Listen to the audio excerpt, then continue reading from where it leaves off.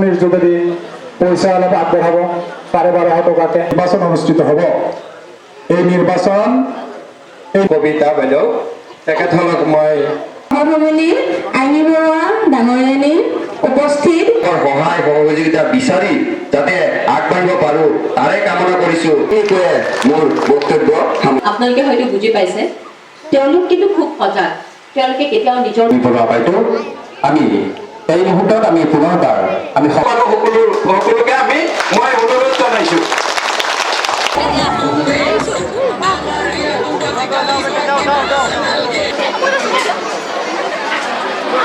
আমাৰ গল্প গাঁওখন এজন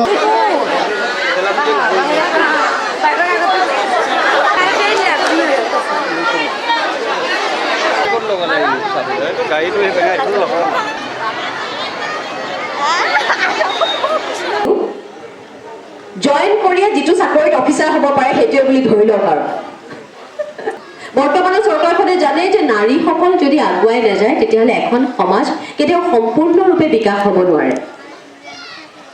বৰ্তমানৰ চৰকাৰখনে নিবনুৱাৰ কথাও চিন্তা কৰিছে, গতিকে তেওঁলোকে ইতিমধ্যে কিছু যুৱকক যিসকলৰ চাকৰি বাকৰি নাই এককালীন সাহাৰ্য দিছে। ভাল লাগিছে, তেওঁলোকৰ লগতো সদায় আছোঁ। তেওঁলোকৰ ঘৰত কিবা পাতিলেও আহোঁ, বিয়া সবাহতো আহোঁ, ল'ৰা ছোৱালীৰ ৰিজাল্ট ভাল হ'লেও আহোঁ। আজি নিৰ্বাচনী বতৰ তাতো আহিছোঁ। কিন্তু ভাল লাগে যে এই মানুহখিনিয়ে ইমান লগ পাই থকাৰ পিছতো প্ৰত্যেক দিনৰ সেই হেঁপাহটো বা আগ্ৰহটো শেষ হোৱা নাই। মই যিটো উৎসাহ দেখিছোঁ, মই ভাবোঁ যে যোৱা বিধানসভাতকৈও আৰু বহুত বেছি ভোট পাব। আৰু এই যে ভোটখিনি বাঢ়িব, ই আমাৰ পীযুষ হাজৰিকা ডাঙৰীয়া আৰু আমাৰ ভাৰতীয় জনতা পাৰ্টীৰ যিমান কৰ্মকৰ্তা আছে তেওঁলোকে যোৱা সময়খিনিত কৰা কষ্টৰ ফল হিচাপে এই ভোটখিনি বাঢ়িব বুলি মই দৃঢ় বিশ্বাস। খুব দুখ লাগিছে আচলতে, এনেকুৱা হওক বুলি কেতিয়াও কল্পনা নকৰোঁ।